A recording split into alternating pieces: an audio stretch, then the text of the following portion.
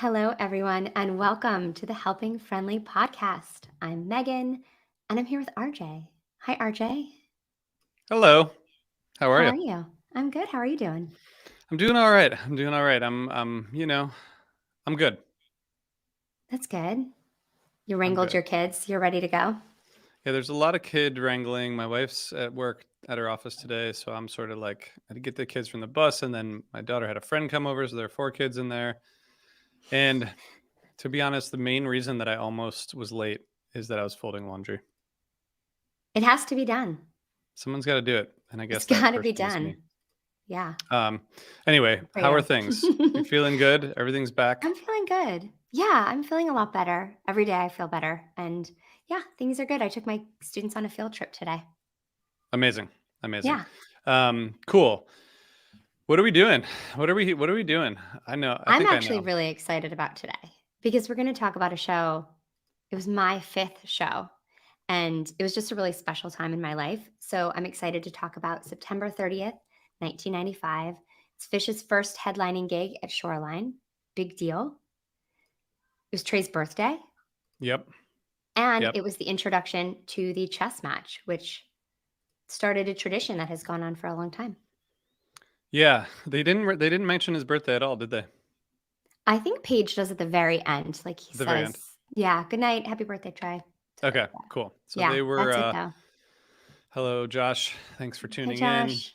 Thanks to everybody for tuning in, for listening. If you're listening to the audio version after the fact, thank you.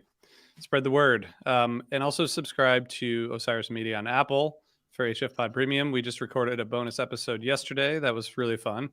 Um, we talked about the music that we're enjoying at this point right now, not Fish or Grateful Dead, but like other music, and we had a great conversation. So we're going to do that every week, have some kind of conversation. So, um, what else do we need to say before we dive in? I guess Megan, I told you about this awesome uh, event we did, and Josh just mentioned that I was on stage with Water Wheel with a giant check. Brando, our friend Brando Rich from Cash or Trade.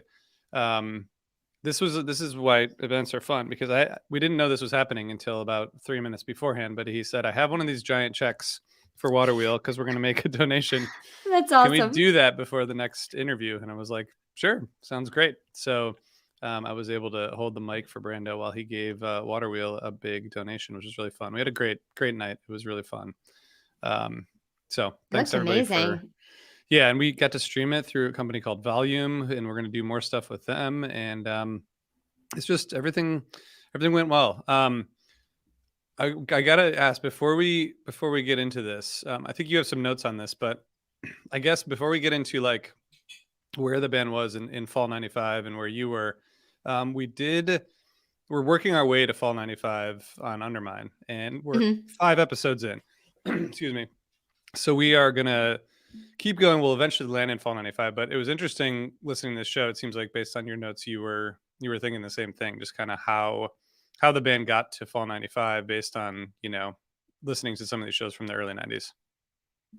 Yeah, it's so interesting to hear them kind of building up. I mean, at this point, they had just played Madison Square Garden the previous December for the first time for one night, and they know that they've got this 2-night run coming up. It's their first, multi-night residency at New York City at Madison Square Garden. It's a big deal. So they're kind of building up to that. And even though the beginning of this tour doesn't kind of reach the heights that I think later they do in fall, it's still awesome to listen to. There's some incredible moments, and you just hear their tightness and their speed, and it sounds effortless for them, and Trey is just an absolute machine.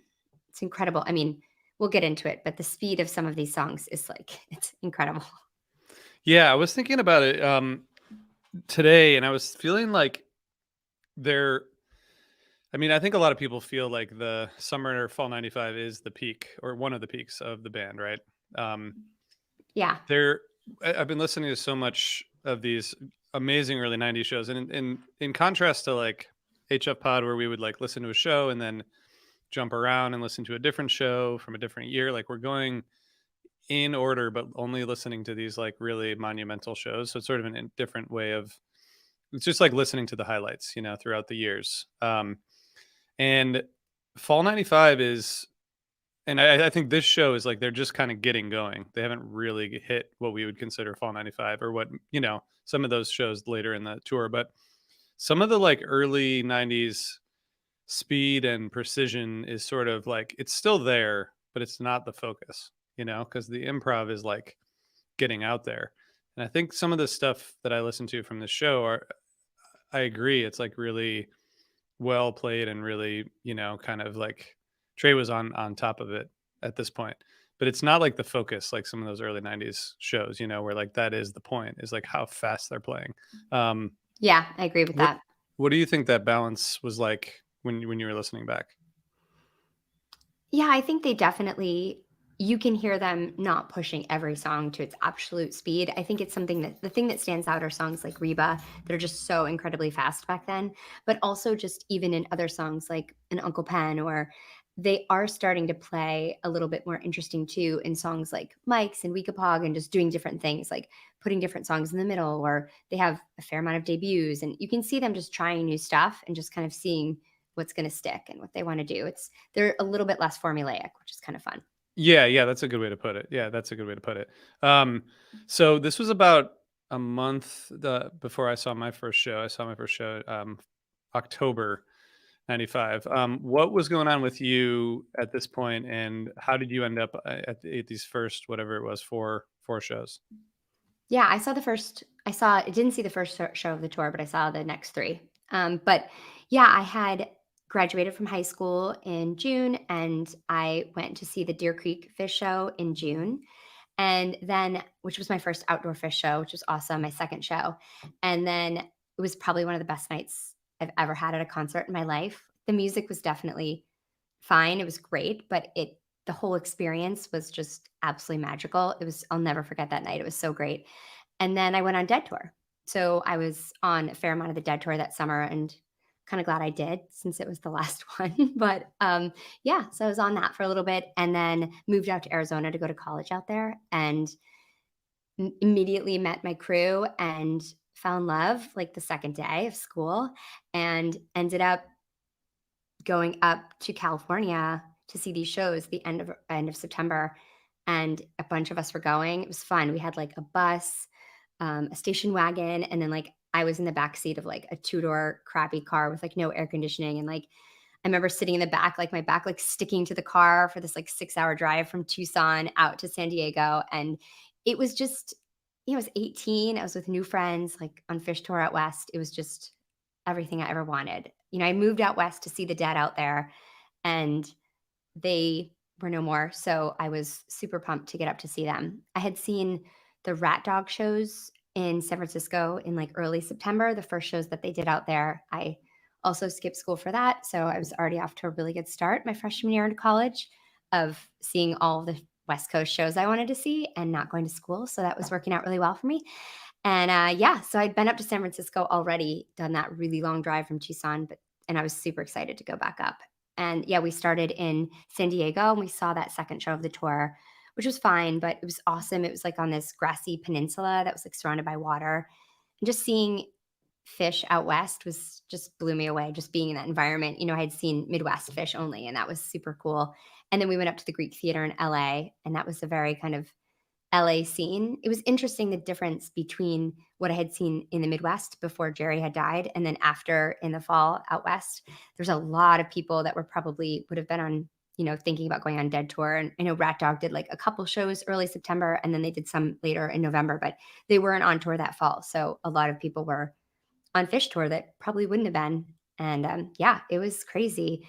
I saw like Kurt Loder from MTV was like interviewing people in LA and in the lot beforehand. And it Wow, was just, yeah, it was just very LA and very such a different scene than I had seen in the Midwest. So it was really fun and exciting. And yeah, we pulled into San Diego, into Shoreline, and I was just so excited to go there. I mean, this is like such a historic Grateful Dead venue. So I was pumped.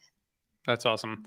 And we know that you found your crew and you had dreads, so your crew was easy to Yeah, find. it was easy to Or find. or you Yeah. were easy to find, or maybe it just all worked. We found each other. Yeah. Actually, the way that we found each other is kind of funny is that someone who would become my very good friend was helping move mattresses into freshman dorms, and he sold us some fake hash. And my friend and I went to our dorm room and we were like, what is this? And so we went and found him and he was like, okay, you're cool. Do you want to come to a party tonight? Wow. So that's how I met my friends. Yeah. Wow. I guess I Wow. passed the test. Yeah, that's amazing. Um, well, okay, so we should get into the show, but do we need to do You a sure quick you don't want me to just tell stories the whole time, Well, RJ? no, I want you to tell stories, but I want I'm you to just tell kidding. me stories in the context of this show also. It Um, seems fair. should we talk about Section 119 before we get into the show? Yeah, I'll talk about Section 119 any Okay. day. All right, Okay. but before you do that, can I just tell you Mhm. that I mentioned before, which is very, very interesting for everyone, that I was folding my laundry right before. Yeah. Well, folding laundry for my whole family of 5 people, and, I have, like, a bunch of Section 119 shirts that I had to fold because I wore them last week because I wear my Section 119 shirts all the time, but that's not the ad, But it should be, because but that it really should is be, a good ad. and it could be. Yeah, Section 119 is the best. Everyone knows they're a premier apparel brand where so many fans, including RJ, including myself, including Jonathan, all shop to represent their favorite band in everyday life. They've got sophisticated designs and epic quality, donut-inspired button-down shirts, board shorts, dry-fit polos, hoodies. They've got so many things. They've got amazing workout gear for women right now or men who can fit into them. Get after it, whatever you want. They look amazing. They're really, really nice quality, excellent to go running in. And you get spotted. People are like, hey, I see you. I like your donuts. And you're like, yep, I'm cool. I'm out here running, getting in shape for MSG. So check them out. It's code summer22, and you're going to get a 20% discount off your next purchase. And that's at section119.com. Um, I will say this past weekend, I was wearing the light, zip up hoodie that I got with a bolt on it, The lightning bolt best. on it. And it's just like right for this time of year, it's perfect. It's lightweight, but it also, you need something. And in Burlington, it was raining on Sunday afternoon, so I had a little hood. Um, It's perfect. so our friend Drew just tweeted because said we were talking about this show, and I think he echoes a lot of the feelings about this kind of first run. And I know they were different for you because you were there, but basically, well, what he said is the beginning of the fall tour is brutal compared to the rest of the year, and I think that is definitely a common feeling for sure, right? Yeah. Well, they were It's repeating a lot of songs. and it like the jamming wasn't quite there, but I actually do think I remember collecting these tapes first of all because Mhm. it was the first tour where I was collecting tapes while I was actually seeing the band, so it was really fun to like. And by then, I think the tape trading thing had progressed to where like I could get tapes within a week, and Yeah, you could get them. I probably had this before I went to see Fish for the first time, and I listened to all of them because they were new and I wanted to listen to them. But I rarely go back to these shows. But I remember getting this tape, and it was Shoreline, like you said, historic venue. But I think these shows are extremely overlooked. So I think I want to hear your perspective on the show, and also I think there's something really interesting that happens in this show, but we can talk about that later. So what when you're looking back on it, what about set one, like what sticks out to you? I mean, this Reba is pretty amazing. It's really fast. It's perfectly played. It's got an amazing peak. It just seems really easy. There's a YouTube video of a lot of the show, and watching Trey play this Reba it looks like the guitar's playing him. I mean, it just looks so effortless and energized, and it's really cool. I think that stands out. The Antelope is crazy fast, gets cacophonous, kind of nuts.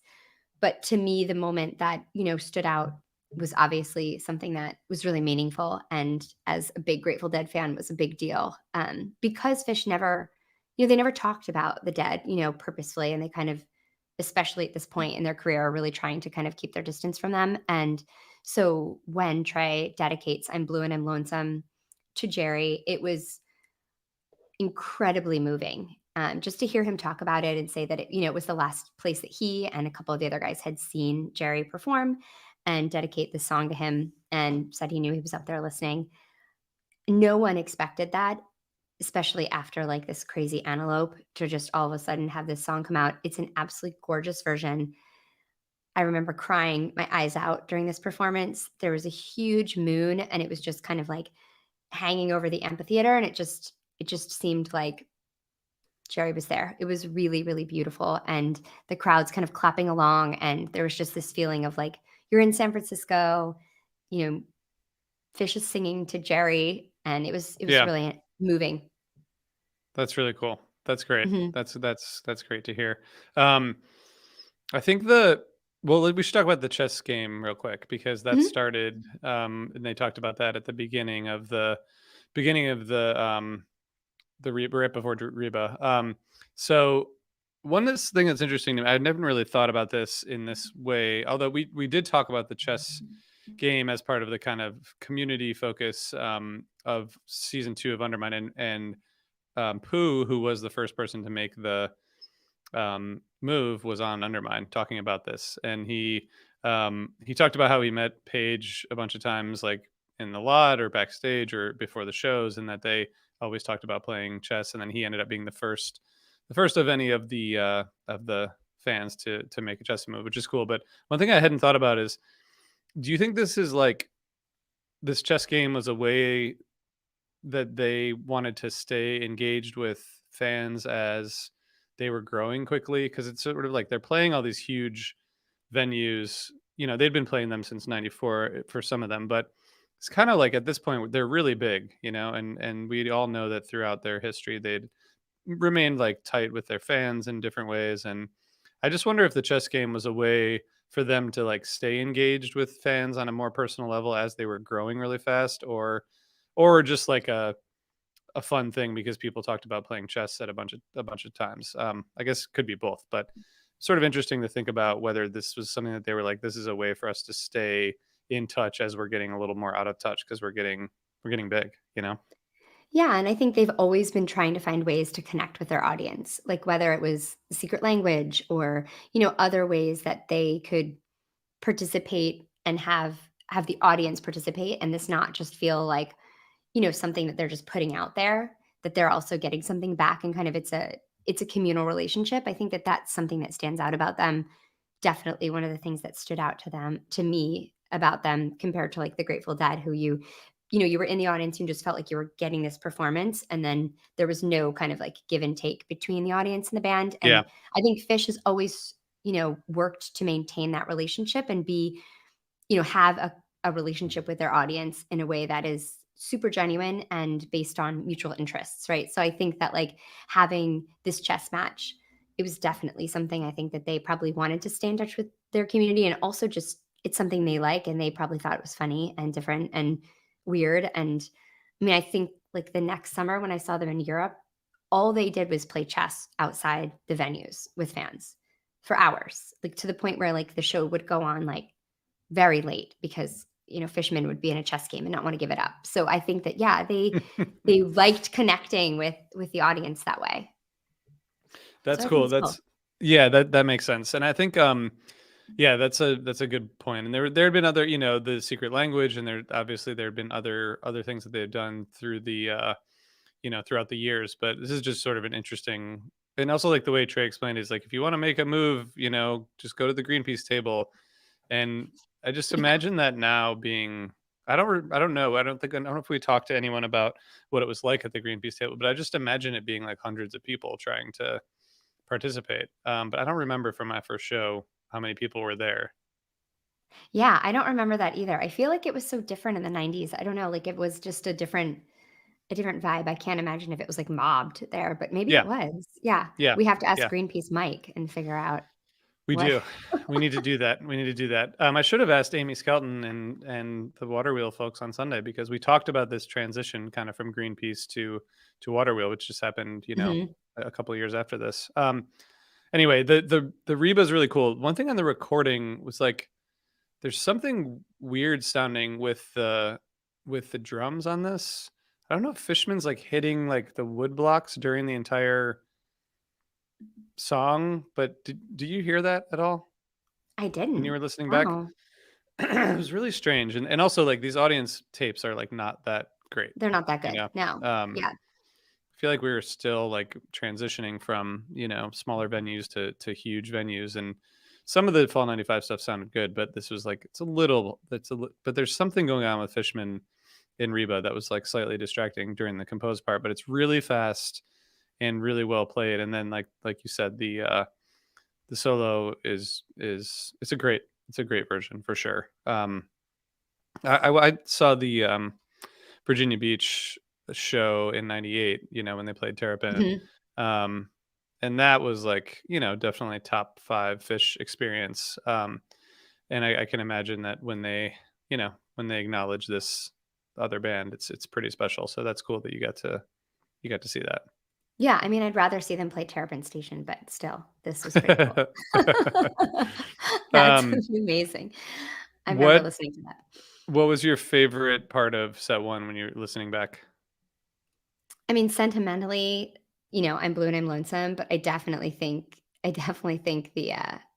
the Reba is my favorite part. I also, Uncle Pen is so good. They're doing amazing stuff with all of their bluegrass stuff back then, and I'd like to hear them play Uncle Pen more these days. Yeah, that's a good point. And I think everyone who's listening knows that, you know, the fall '94, they had this whole acoustic kind of setup that they were doing, and you know, inspired by playing with Bela Fleck and Del McCurry. And we've heard Ronnie McCurry tell stories about that on various podcasts and interviews. It's pretty cool that they were kind of they were still keeping it going and at this point, you know. Yeah, Um, definitely. so okay, I think the just Antelope is kind of like the fall '95. The '95 Antelopes are just amazing. Yeah. That was just a really good. It's not like super extensive, but they weren't like it was 11 minutes, you know. But they played so fast and so well that like 11 minutes is enough time, you know. Yeah, I Um, mean, these antelopes just whipped people into a total frenzy back then. They were so high energy that they were just absolutely, like, commanding to watch. yeah, yeah. Um, and Josh says bring Uncle Pen back. Uncle Pen has not Yeah. been played since Baker's Dozen, which is Wow, kind that's of a long amazing to me. time. I've only seen it twice, I think. I saw it at my first show in '95 and then once in 2009, and that's it. Yeah, I don't think I've seen it very much either. No, I haven't seen it that much It's either. been paid like 200 more than 200 times, but I've it's seen a hard to lot of catch. times. It's been hard to Yeah. catch. If you saw a show in '94, you Oh, were that's probably the most likely time to see it, right? yeah, I've seen it 4 times. Yeah. Okay. Oh, yeah. So bring it back. I agree. I would be interested to hear what it would sound like these days. All right. Yeah, I know. I think we're gonna. Might So not we be can. that fast. It might not be that fast, but it might be really cool. You know, might be Yeah. very spirited. Um, okay, we're gonna get into set two, but first, I want to tell you all about our friends at Sunset Lake CBD. Sunset Lake CBD came to the show at Nectar's, and they set up a table. They were giving out samples. Our friend Sai, who works there, he had a good time, and I hope the people who were there got to experience Sunset Lake CBD. But their line of smokable hemp products are for the old deadhead or the young fish fan like Megan, who might be searching for a mellow body high. Smoking CBD has all the benefits of high THC cannabis without the side effects that some people might experience. I don't experience that many side effects from cannabis, but I know people do. But I also think that, you know, CBD is great and Sunset Lake is great.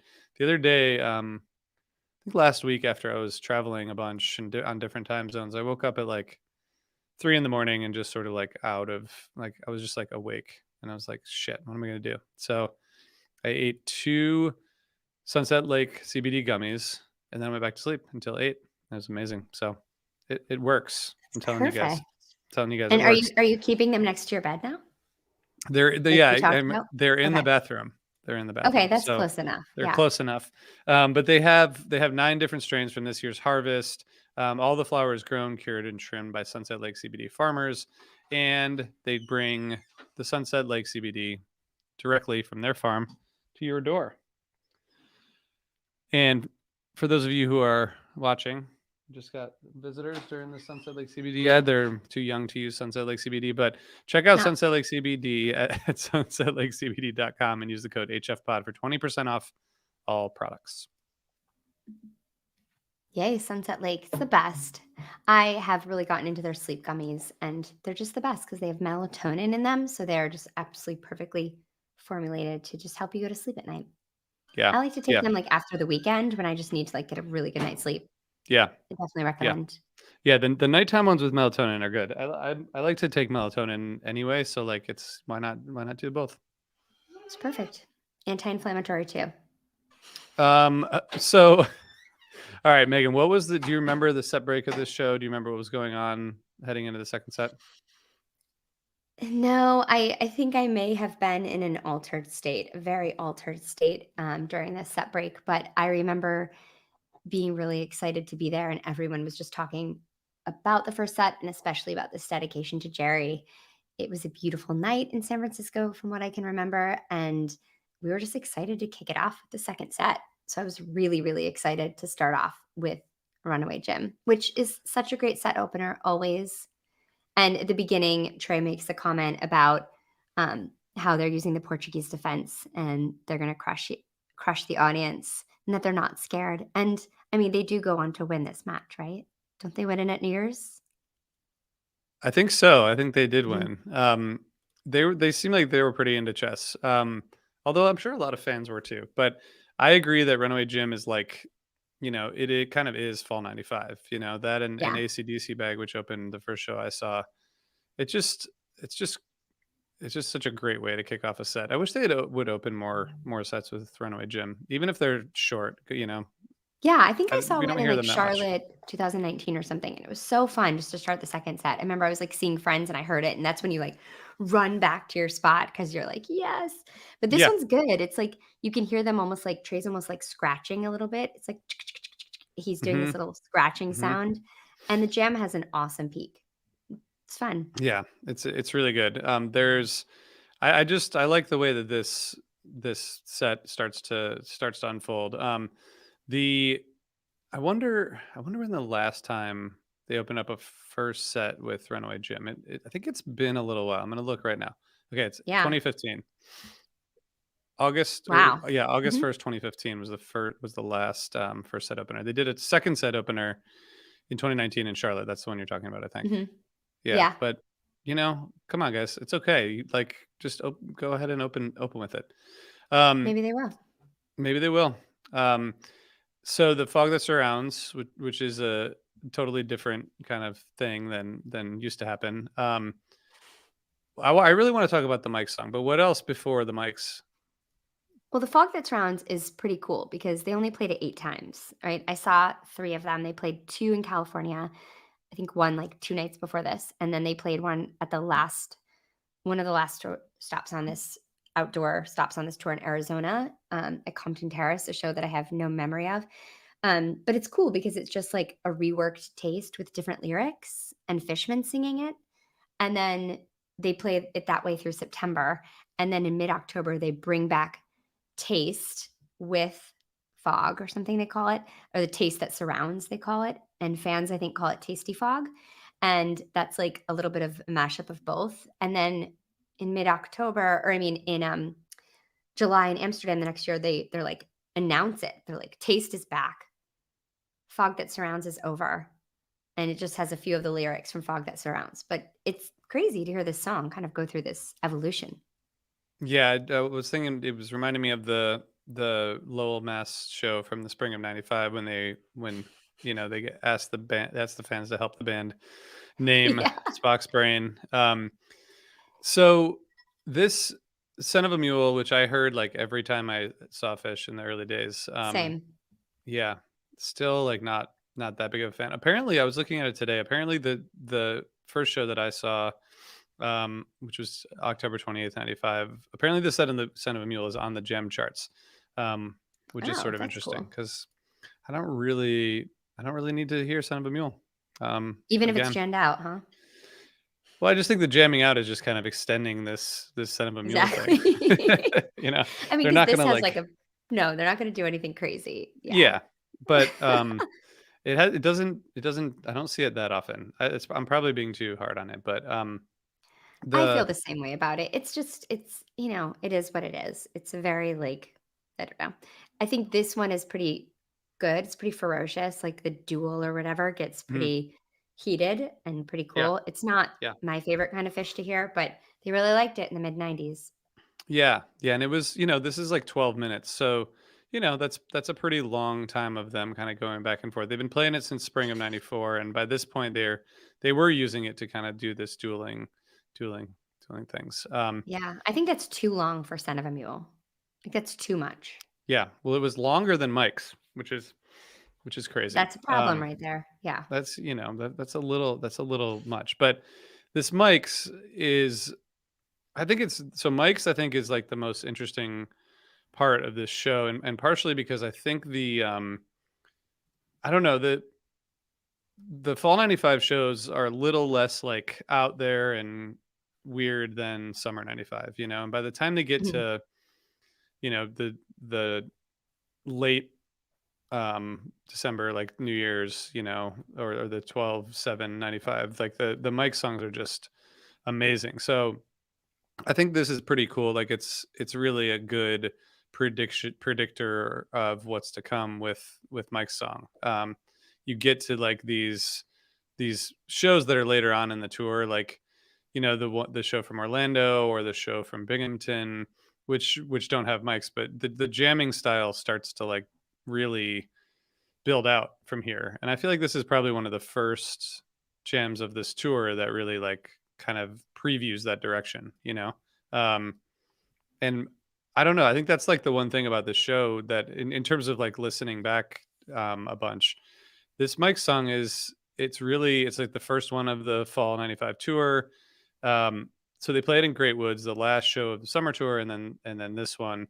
And then this is like crazy to me, but they played it after this. They played it on the October 11th, October 19th, October 25th, November 11th, November 15th, 21st, 25th, then December 1st, 7th, 16th, and then of course 12/31.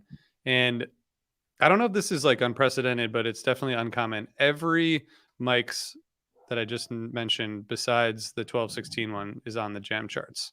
So 11 out of the 12 that they played Wow. on fall tour is on the jam charts. So I mean, it was just such a big vehicle for jamming. But I also think this might have been. I mean, you might know better than I do, but I feel like this was like the first big jam of the whole tour. I think there was a David Bowie in the first show, but I think this is like the first. This is when you get your first taste of jamming fall 95. So that's what I'll say in defense of this show. I think this is the you should listen to this mics because you'll hear the first jamming of fall 95. The first real like what we would identify as that tour jamming. I think that's a good thing to check out.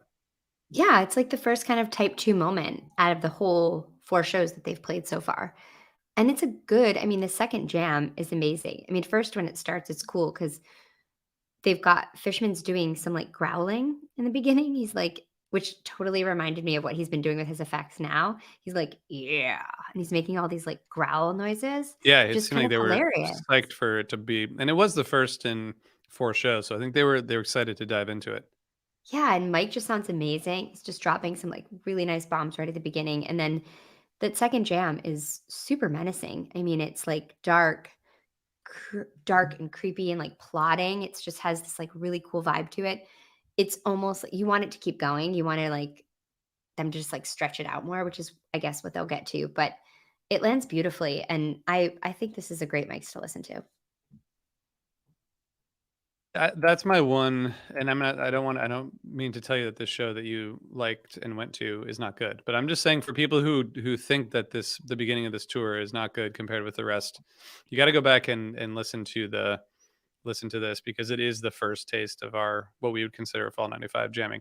Especially it reminded me like there's a little bit of the reason I brought up the Orlando, the Stash Manteca and then like the Binghamton jams. Like I don't know, there's something that's like you said, it's sort of dark, but there's also like a melody in there and it just I don't know, there's something like really cool happening there. And I think what I want to do after this is listen to this one again, then listen to the 12/31 version, which I think a lot of Yeah. people feels like, I mean, obviously that show is a peak, but also like that version is really great. So I don't know. I had fun like diving into this and trying to figure that out. But they start teasing Keyboard Army before the end of Mike's, right? And it kind of like eventually goes Yeah. there. It kind of melts. It's really pretty. It just kind of melts out into this, like, there's this like creepy kind of like dark sound, and then you hear the keyboards kind of like start to kind of tinkle in, and then they each leave their instruments and head over there. I remember on my set list, because I kept set lists at the time, like during the show, um, I wrote 4 on keyboards because I didn't know what it was called. I also called Cars, Trucks, Buses Jam because it was only like, this is when they were playing all the Billy Breeze stuff, and we didn't know what a lot of it was called yet. But yeah, the Keyboard Army is so pretty. I mean, it's only been played 15 times. I saw it twice on that tour, once in San Diego 2 nights before, and then here. And, they play it a bunch this fall, and then not again until 2015 at Dick's during the Thank You Encore. So this is the fact that they brought that out in 2015 is crazy too. It was Yeah, so, over like Kill Devil Falls or something else, but especially like that's just to me was so shocking. I thought it yeah, was gone forever. yeah. That's true. That's a good point. Mhm. Um, I think I feel like the tapes that I got back in the day. I can look at a '95 fall '95 tape. I think people were labeling it keyboard cavalry. Um, Mhm. Maybe because there was like acoustic army also, where they were all Mhm. playing acoustic. But I guess I don't know. I wonder what happened with that naming thing. Because in fall '95 they were also doing the acoustic thing where they, Yeah. where all 4 of them played acoustic. But that's not really that important. What what No, what but did you it's think of interesting. the rest? What else from this Well, set? I mean, it's pretty cool that this is like the Mike's Groove is the keyboard army is, in the middle there instead of hydrogen or something else. It's pretty cool. I don't know how often they did that, but it's pretty cool to think that they did that. I also love this week of Pog. I think the intro out of Keyboard Army is super cool. It's just like it just sounds different. I would recommend you listen to this whole Mike's Groove if you haven't heard it. It's really good.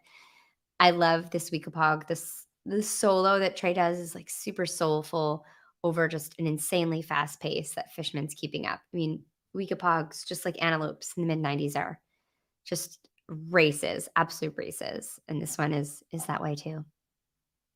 So we got the debut of Suspicious Minds, right? Yeah, which was So what crazy. was that like?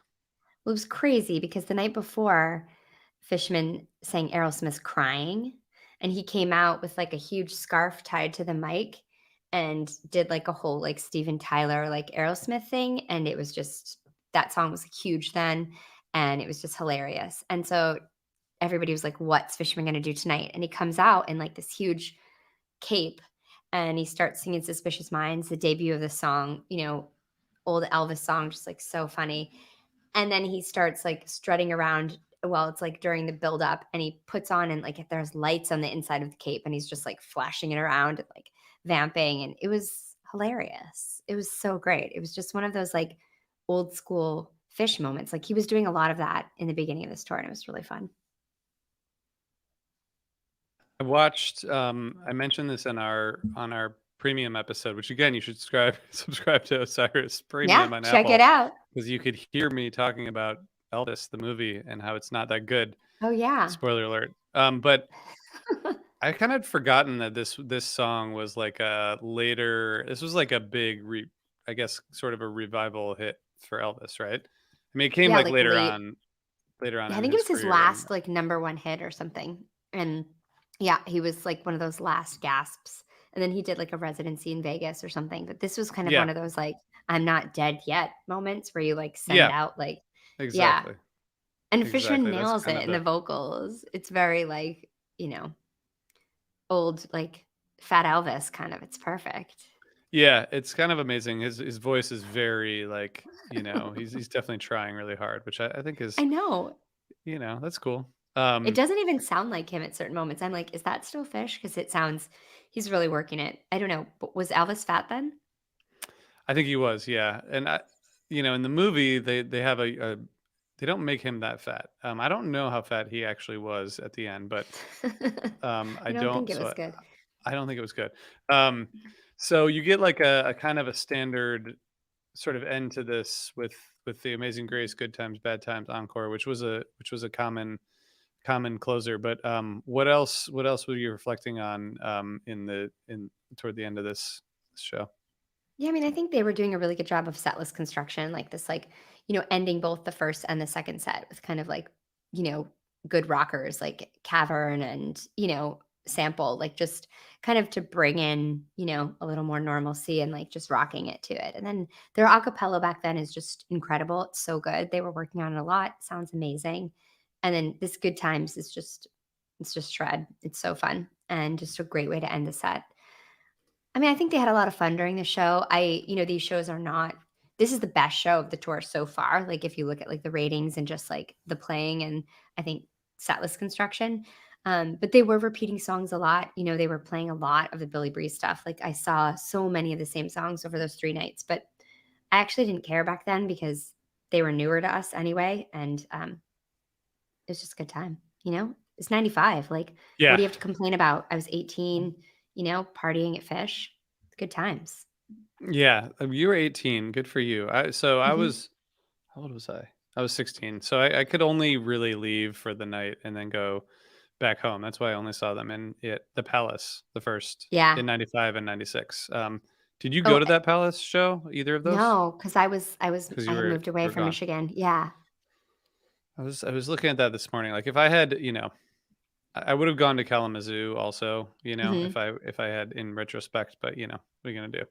Could like I wasn't gonna go to Halloween '95 and in Chicago when I was 16. I just don't think I would have been able to pull that off. But I would have liked to try. No, probably not. I mean, I went down to Chicago when I was 16 to see the Grateful Dead at Soldier Field, and I lied to my parents and stayed overnight in a hotel, and I with my boyfriend, and I was grounded for 2 weeks, but it was That's totally worth amazing. it.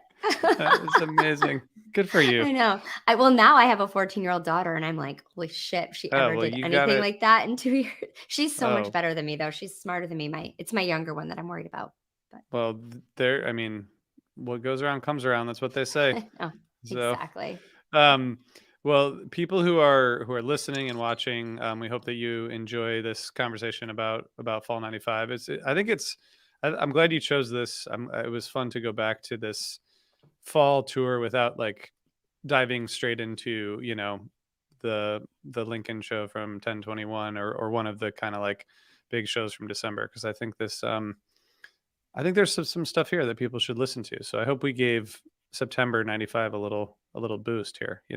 Yeah, and thanks for, you know, listening to all my stories and humoring me. I probably didn't get like all the stories. No, maybe not, but, maybe offline.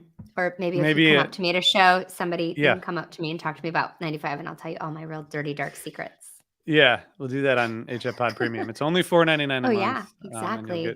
get these stories from Megan. True. Is there anything else? I mean, I think this was fun, and thank you for choosing the show. Is there anything else we need to say before we let everyone go back to their day? Well, we wanna remind everyone about our friends at Free. So, Fans for Racial Equity seeks to build an anti racist live music scene and promote liberation through racial equality in the world at large by activating the collective power of our community. By facilitating thoughtful engagement around race and its intersection with other issues, Free empowers fans to challenge discrimination and systematic oppression wherever they see it. To get involved in Free's education, outreach, and community partnership programs, you can sign up to volunteer at fansforracialequity.org, or you can share in the groove at their table during shows. Check them out. Always awesome people working at the shows and just really important work they're doing. And we're lucky to have them in our community. That is great. Thank you. So I have one crying kid and one not crying kid. Yeah, it's like, oh boy, it's like mutiny over there. It You're gonna need is. to do some work, RJ. I know. Oh. I know. Everything's gonna be fun. Yeah, I was gonna tell you that I'm almost done. Isn't that fun? So maybe that's the right time to say Yeah. thank you everybody for tuning in. Thanks everyone. Thanks for your comments. We appreciate it. And we'll see you on Monday. See you guys soon. Bye.